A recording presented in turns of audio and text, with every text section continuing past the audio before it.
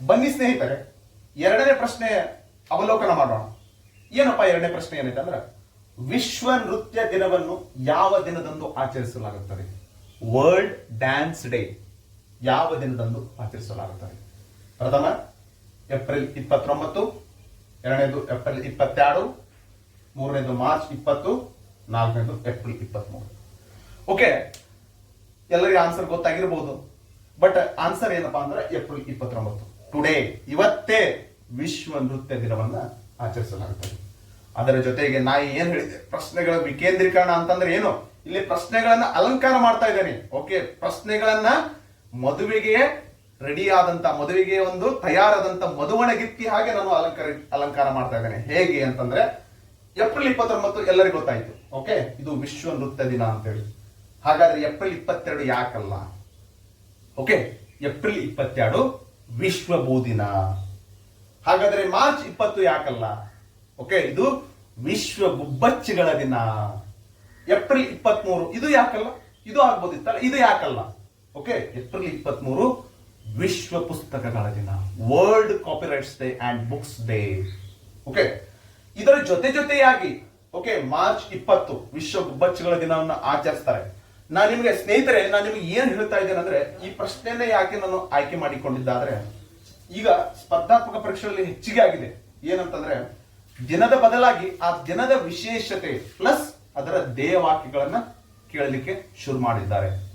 Okay, March 20 ನಿಮಗೆಲ್ಲರಿಗೂ ಗೊತ್ತಿರಬಹುದು, ವಿಶ್ವ ಗುಬ್ಬಚ್ಚಿಗಳ ದಿನ ಅಂತ ಓದಿ ಬಿಡಬಾರದು. ಆ ವಿಶ್ವ ಗುಬ್ಬಚ್ಚಿ ದಿನದ ಒಂದು ಧ್ಯೇಯವಾಕ್ಯ ಏನು? Okay, that is I love sparrows. ಬನ್ನಿ ಸ್ನೇಹಿತರೆ, ಏಪ್ರಿಲ್ 22 ಎಲ್ಲರಿಗೂ ಗೊತ್ತಿರಬಹುದು, ಎಲ್ಲರಿಗೂ ಗೊತ್ತಿರುತ್ತೆ. ಯಾರು ಸ್ಪರ್ಧಾ ಒಂದು ಪರೀಕ್ಷೆಗಳಿಗೆ ಅಣಿಯಾಗ್ತಾ ಇದಾರ ಎಲ್ಲರಿಗೂ ಗೊತ್ತಿರುತ್ತೆ. ಏಪ್ರಿಲ್ 22 ವಿಶ್ವ ಭೂ ದಿನ. ಇದಷ್ಟೇ ಬಿಡಬಾರದು. ಯಾಕೆ ಆಚರಿಸ್ತಾ ಇದ್ರು?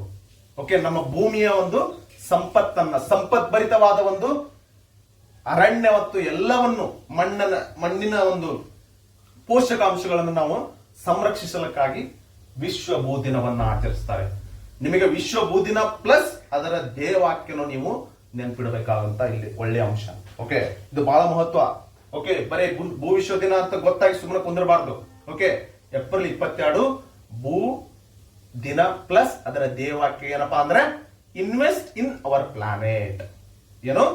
Invest in our planet. So ಅದಕ್ಕೆ ನಾನು ನಿಮ್ಗೆ ಯಾಕೆ ಈ ಕ್ವಶನ್ ಅನ್ನ ಸೆಲೆಕ್ಟ್ ಮಾಡಿದ್ದೇನೆ ಅಂತ ಇನ್ನೊಮ್ಮೆ ಯಾಕೆ ಹೇಳ್ತಾ ಇದ್ದೇನೆ ಅಂದ್ರೆ, ನೀವು ದಿನಗಳು ಹಾಗೆ ಬರ್ತಾ ಇರ್ತಾವ. ಓಕೆ, ಇವತ್ತು ಏಪ್ರಿಲ್ 29 ವಿಶ್ವ ನೃತ್ಯ ದಿನ, ಏಪ್ರಿಲ್ 28, ಏಪ್ರಿಲ್ 30, ನೆಕ್ಸ್ಟ್ ಮೇ 1 ಬಂದ್ಬಿಡ್ಬೇಕು ನಿಮ್ ತಲೆಗೆ ವಿಶ್ವ ಕಾರ್ಮಿಕರ ದಿನಾಚರಣೆ. ಓಕೆ, ಕಾರ್ಮಿಕರ ದಿನಾಚರಣೆ ಮೇ 2, ಮೇ 3 ನಿಮ್ಗೆ ಗೊತ್ತಾಗ್ತಾ ಇರ್ಬೇಕು ಏನಪ್ಪಾ ಇವತ್ತೇನು ವಿಶೇಷತೆ ಇರ್ಬೋದು, ಇವತ್ತು ಯಾವ ವಿಶೇಷವಾದಂತ ದಿನ ಇದೆ.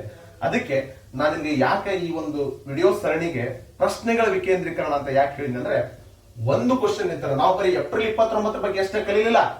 ಮಾರ್ಚ್ 20 ವಿಶೇಷತೆ ಏನು, ಏಪ್ರಿಲ್ 22 ವಿಶೇಷತೆ ಏನು, ಏಪ್ರಿಲ್ 23 ವಿಶೇಷತೆ ಏನು ಅಂದ್ರೆ, ನಾನು ಮೊದಲನೇ ಸರಣಿಯಲ್ಲಿ ಒಂದು ಕ್ವಶನ್ ಇದ್ದ 4 ಪ್ರಶ್ನೆಗಳನ್ನು ಉದ್ಭವಿಸಿ, ಎರಡನೇ ಕ್ವಶನ್ ಇದ್ದ ಇನ್ನೂ 4 ಪ್ರಶ್ನೆಗಳನ್ನು ಉದ್ಭವಿಸಿ, ಓಕೆ ಒಟ್ಟಾಗಿ 2 ಕ್ವಶನ್ ಇದ್ದ ನಾನು 8 ಕ್ವಶನ್ಗಳ ಒಂದು ಪ್ರಶ್ನೆಗಳ ಉದ್ಭವಿಸಿದ್ದೇನೆ. ಹಾಗೆ ಇದೇ ರೀತಿಯಾಗಿ ನಾವು ಪ್ರತಿಯೊಂದು ಯಾವುದೇ ನೀವು ಪ್ರಶ್ನೆಗಳು ಬಿಡಿಸ್ಲಿಕ್ಕಾಗಲಿ.